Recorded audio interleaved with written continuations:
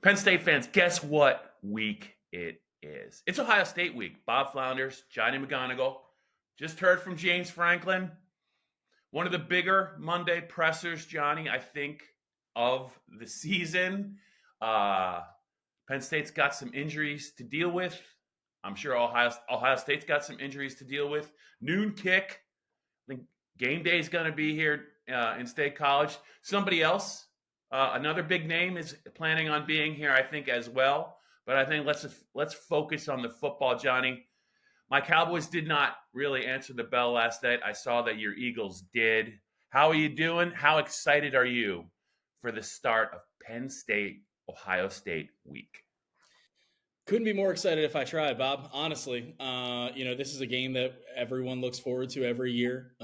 Fans from both from both schools, obviously Penn State fans, especially given the record against Ohio State and James Franklin's tenure, they always get up for this. And when it's at home and when the Nittany Lions are undefeated, and Ohio State is very, very much in the thick of the CFP Big Ten title race as well. It's one that we all look forward to. Eagles played well. Finally, thumbs up. That was great. They're on a little bit of a run now, but I couldn't help but even think during that game, Bob, about the upcoming week and what we've got going on. And you mentioned it. James Franklin's Monday press conference was jam-packed with news, comments, a lot of injury updates, especially after the Wisconsin game that saw Drew Allar deny Dennis Sutton, Anthony Donko leave the game and not return. And so 3 guys that we'll be keeping a close eye on throughout the week and as we get up to game time on Saturday at noon against Ohio State. Johnny, Penn State fans, we are not doctors. We saw with our own eyes, Johnny, we saw with our own eyes Drew deny. The Donko injury at first was a little bit tough to spot, only because, Johnny, I think that he rotates at times with Nolan Rucci anyway, so it's not a surprise sometimes when Rucci comes in to spell him at right tackle, but he did not return after leaving in the first half. All 3 guys injured in the first half. Sutton gave it the old college try for 1 snap in the second half, but you could tell he was definitely in discomfort. I mean, in the midsection, groin, whatever you want to call it, something was really bothering him. He stayed down a long time when he was initially hurt. Drew had a brace on his left knee. James said after the game that he warmed up, tried to give it a go, and then told James that he couldn't go. It sounded like James thought he might have a chance to go. I'm not sure what all that means. But of the 3, Johnny, just when parsing through James's comments, what struck you the most? Yeah, I mean, we'll start with Drew Allar, which is going to be the biggest storyline of the week as Penn State gets prepared for a top 5 matchup, a game with Big Ten title and CFP implications, and also just wanting to beat Ohio State and stay undefeated. Yeah. The primary piece to all of that, and I think what has made this offense tick, aside from Tyler Warren, so far this season, has been Drew Allar, and losing him at Wisconsin. Credit to Beau Pribula in the way that he came in. Credit to Andy Kotelnicki in the way that he schemed it up for them to ultimately stay undefeated and do enough in the second half to put away the Badgers. But I think personally, I know some people might think that Penn State can beat Ohio State with Beau. I think Penn State's going to need Drew out there in order to win this weekend against Ohio State. And asking James Franklin about that this week on Monday during his press conference about Drew's status, James had to say, he said some interesting things. He was like, Drew has played enough football. He's experienced enough that this thing could go, until a game time decision. And what that means is, he might not be practicing a whole lot this week, as he just tries to get ready for the game, get as healthy as possible. I know James said that both, he and Beau Pribula will get reps, or at least the hope is that they'll both get reps during Tuesday and Wednesday's practice. But this could very well be a game time decision for Drew. As you mentioned, he leaves that Wisconsin game after he got sacked, and it looked like it happened on the sack towards the end of the second quarter. Had a throw there that was really high and wide, and it was kind of uncharacteristic of him. And I think you can maybe attribute that to not being able to put a whole lot of pressure on the knee that ultimately he came out with a brace around, coming out in the second half at Wisconsin. Tried to give it a go, tried to warm up, went and talked to James Franklin and said, look, they decided that mobility wise and even throwing, that he wasn't good enough to go and operate the offense how they want to operate it. And so maybe a week off, essentially, going, into this Ohio State game, maybe that'll give him enough time and work with the trainers and everything else to get ready. But we're kind of in wait and see mode. Wait and see mode, just like everyone else is. Yeah, deny another one. I think obviously it does start with Drew. The deny situation also I think is critical for Penn State. Also going to likely be a game time decision again.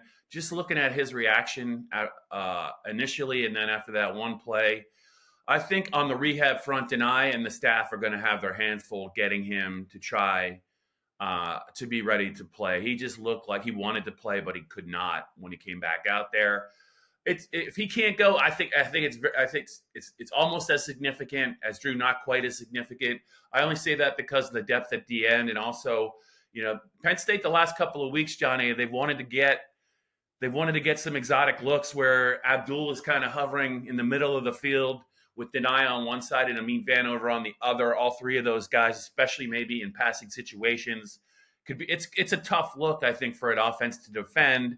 You take Deny out of the equation, I think that limits some of the things that Tom Allen can do. James talked at length about the physicality of Amin Vanover and kind of how good of a player he really is when he's in the game, and he's a physically imposing player. But Deny is on the field starting for a reason, right? So that's almost as significant of an injury as the Drew injury. And finally, just Anthony Donko kind of gets overlooked. Probably shouldn't be overlooked, but that offensive line's played so well this year. They've had the Tyler Warren experience, the running backs, Abdul Carter. The three safety look, Jalen Reed's blossoming into one of the best defensive players, I think, in the Big Ten. All those storylines, it's easy to overlook somebody like a second-year right tackle, Anthony Donko, but he's played very well when he's in there and when he's healthy. Physical player, imposing player, only going to get bigger, only going to get stronger. I think Johnny, I don't know about you, I think when he's not in the game and Rucci is in the game, I think it's fairly significant in terms of a little bit of a drop-off. I think they're a little bit different players. Anthony's a little bit more physical. I also think that's another injury that we really need to watch. And also, I don't know about you, Johnny, but James, I thought, had some telling comments about guys. Really what he was saying is that the difference between players who are injured and hurt, I don't know how you thought about that, but he kind of went into detail about guys that have bumps and bruises, kind of trying to get ready to play when you're not going to be 100%. If you wanted to read some tea leaves, you probably could. It sounds to me like James did say it's too early to tell, but he expects both of those guys, Anthony and Rucci, to play. I don't know, Johnny. It sure sounds to me like James really, really, really would like to see Donko out there on the field. Yeah, definitely. I mean, I do think there has been a noticeable drop between Donko and Rucci. I don't think you necessarily saw it that much at Wisconsin. Right. But I think you very well could against Ohio State when they've got the DNs that they have and JT Tuimoloau and Jack Sawyer. I do think that you could see a noticeable difference, especially in pass protection between Donko and Rucci in that game this weekend if Donko is unable to go. What you mentioned there, Bob, though, about players, dealing with injuries and learning how much, I guess, to push their body, to know their body, to know whether or not they can play and at what capacity. I do think that was interesting that before he was asked about Donko, that he did mention those two things unprompted, really, about both Drew Allar and Deny Dennis Sutton, a couple of guys who are juniors who have been playing. Even Drew during his freshman year played a decent bit. They've been around the program long enough, and they've been playing college football long enough to have an understanding of what they can and what they cannot do. I mean, the limitations that they have when they're injured. I mean, Drew came over to James Franklin at halftime and said, kind of left it to him and said, I can't do it. don't think I'm mobile enough, really. I mean, Drew seemingly pulled the plug on that, and credit to him, to not put himself out there at greater risk and at greater harm, and also to have the trust that Beau Pribula was going to go out there and do the job.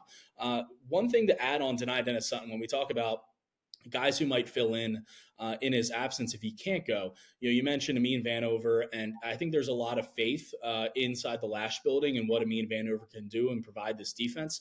Mm-hmm. Smith Gilbert is another one who James was talking about him today and said, hey, look, he beefed up, to what, 285 or something like that. I thought he was even more at one point because their initial plans, I think, were to have him play defensive tackle, move from D-end to D-tackle.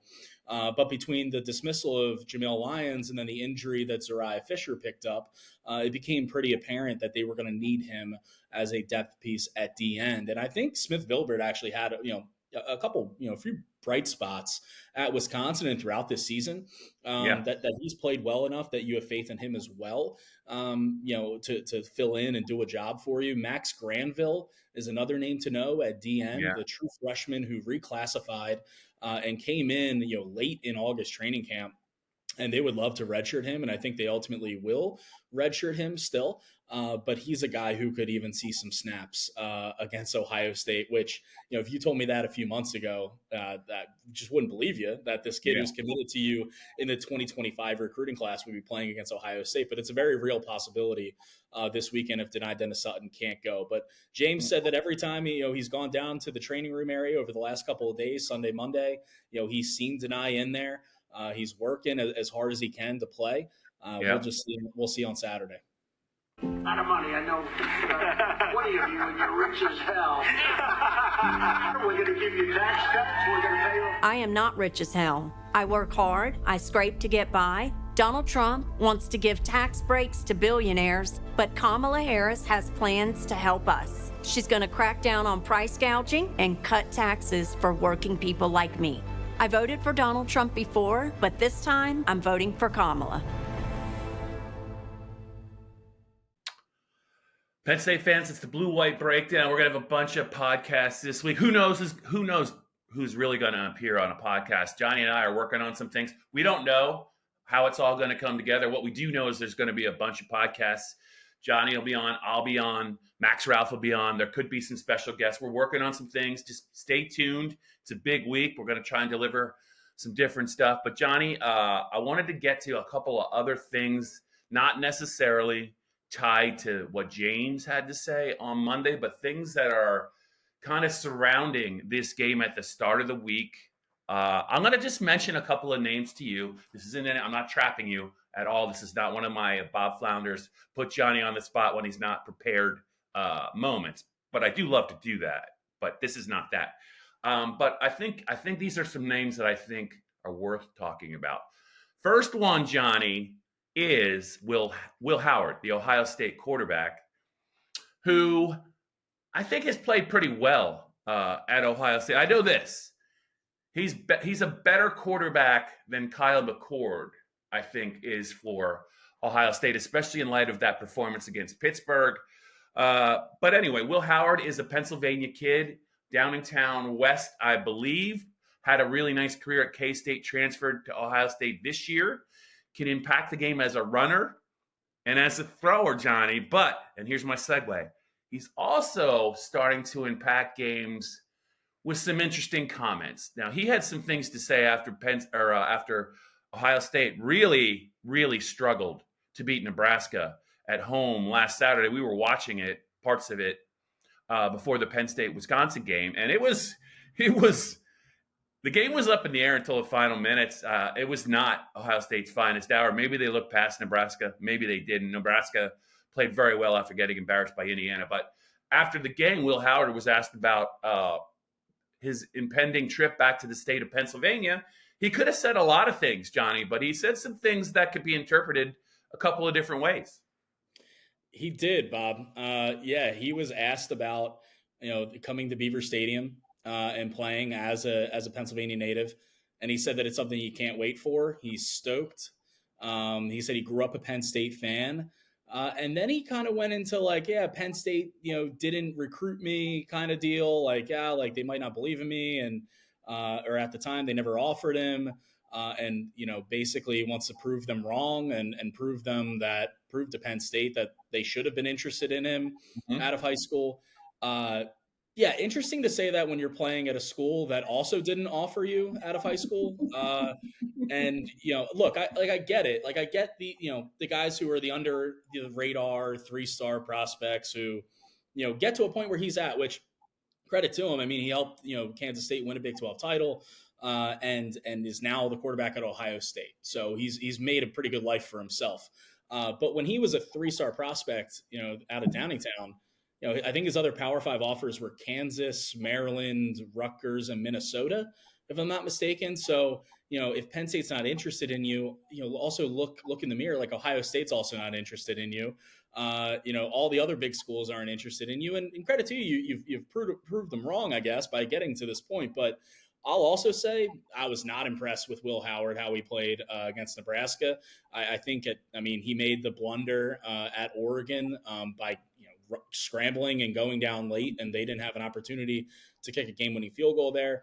I think his touchdown interception ratio is good, and his numbers are pretty solid. But at times, he has just looked like a quarterback who is going to hurt his team and not necessarily uplift them. I mean, I think he's benefiting greatly from having Emeka Egbuka and Jeremiah Smith and running backs like Henderson and Quinshon Judkins next to him.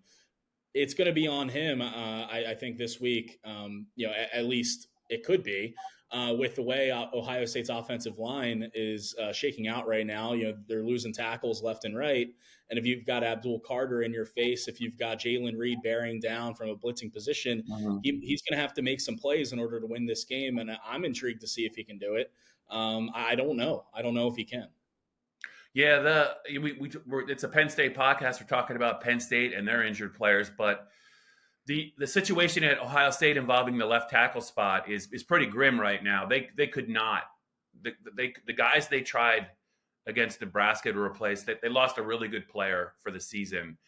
The moves they made to try and replace that really good player, those guys could not handle what Nebraska threw at them. I believe they even kicked a guard out to try and play tackle, and it was just a struggle. Maybe with an extra week it'll help, but to me, you mentioned Abdul Carter and Jalen Reed. I think anyone that is on that side against the left tackle is going to be a problem unless they give them a whole lot of help. I think that injury is definitely maybe not as big as Drew because of the way Beau Pribula has played, but it's pretty close. That's an injury to watch, Penn State fans. Just watch what happens at Ohio State's left tackle spot and what Penn State does to try and cause some problems for that side of the football, because it was a huge issue against Ohio State, Johnny. I wanted to throw a couple other names to you your way. You got a good look. We all got a good look in the Peach Bowl at Quinshon Judkins, the running back, who shares time with Travion Henderson.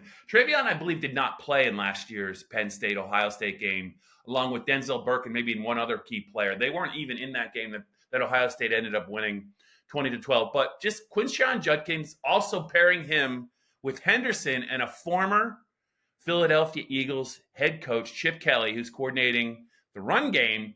That's some compelling stuff. Just your thoughts maybe on the Ohio State run game, Penn State's run defense, and Chip Kelly's influence in this game. Yeah, I mean, look, when Quinshon Judkins decided to transfer from Ole Miss to Ohio State, I had to do a double take. I'm like, is Travion Henderson still there? And yeah, he is. He's still very much there. I mean, you talk about some of the better 1-2 punches in college football. I mean, that's up there. In terms of running backs, it's hard to top. I know Nick Singleton and Katron Allen might have a word, especially when Nick Singleton is fully fit and healthy. So Jaywan Sider might put up a fight on that, but yeah, you'd be hard pressed to find a better duo in college football at running back than Quinshon Judkins and Travion Henderson. We saw what he can do in the Peach Bowl, like you mentioned, Bob. You saw what he did in the SEC all last year as a first team all SEC pick. I mean, he's a damn good back. He can do everything you want. And I'm intrigued to see how this Penn State run defense holds up. When you talk about the defensive line, the D tackles, I think Zane Durant has been extremely explosive Devontae Thomas has played well. Keziah Izzard was in on a lot of action at Wisconsin.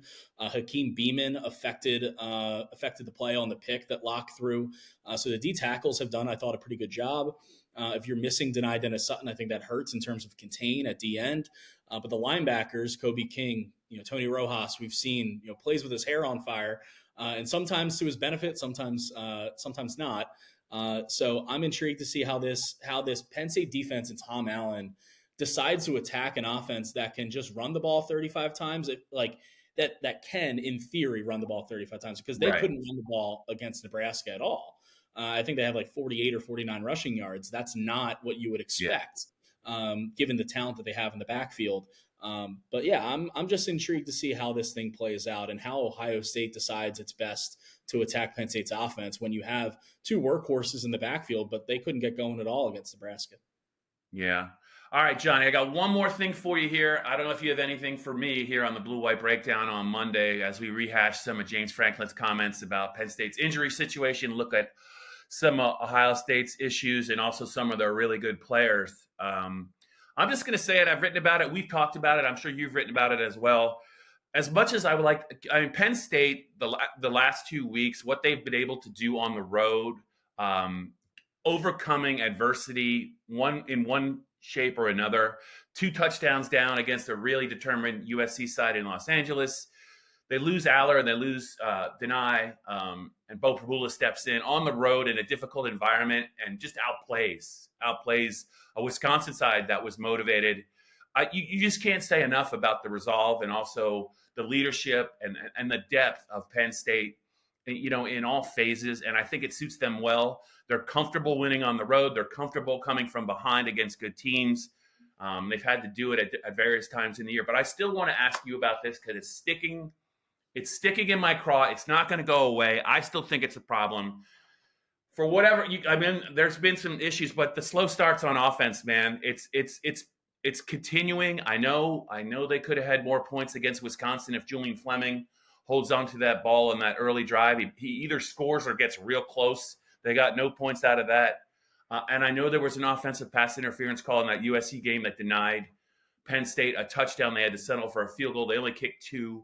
But you look at the Illinois game, you even look at the UCLA game, you just can't continue to not score points early in games against teams, especially a team like Ohio State. Where are you on maybe on the concern factor just about that, and whether or not you think there's going to be a significant rebound?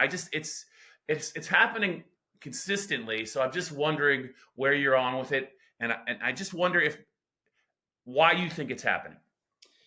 Yeah, it's weird because I think you look at the last 2 games, the offensive starts that Penn State has had, at USC and at Wisconsin. I think Andy Kotelnicki has done a great job of scheming things up. I mean, the drive that they put together at USC, the different looks that they provided in the first drive with Tyler Warren, lining him up all across the field, getting him involved early, and ultimately that paid dividends in terms of getting him into a rhythm and a groove in that game against USC. Knocking on the door and drawing up a great play. And it's a kind of a ticky-tack, controversial offensive PI that wipes a touchdown off the board. And then what they did in the opening drive here, at Wisconsin. And like you said, Julian Fleming drops what could have been a touchdown. At the very least, it's a 25-yard gain down to like the 5-yard line where you trust that Penn State would score a touchdown from that point. And so, yes, I do think the slow starts are a concern because you can't keep shooting yourself in the foot early if you want to stay undefeated, especially when you have a team like Ohio State coming into your house. But at the same time, too, I think the play scripts and everything, early on have been good enough to execute. It's just a matter of the players doing the job. And just one more point too, Bob, and I guess unless you have anything to add on that specifically, because you asked if there's anything else I had.